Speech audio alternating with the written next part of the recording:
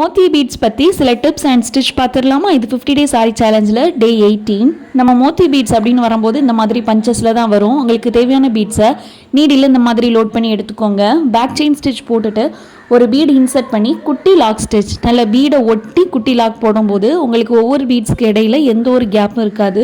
இன்னொரு முக்கியமான விஷயம், பீட்ஸ் போடுற மாதிரி ரெண்டு பீடாக போடக்கூடாது. கம்பல்சரி ஒரு பீடு மட்டுமே தான் போடணும். நார்மல் மிஷின் த்ரெட் எடுத்துக்கோங்க. நீடில் வந்து ஐ நீடில் எடுத்துக்கோங்க. என் நாட் நம்ம எப்பவும் போடுற மாதிரி போடலாம், இல்லைனா பீட் கவர் பண்ணி போடலாம். அது நெக்ஸ்ட் சொல்லி தரேன். இது வந்து நீங்கள் பார்க்குறது ஹாஃப் பீட் அப்படின்னு சொல்லுவோம்.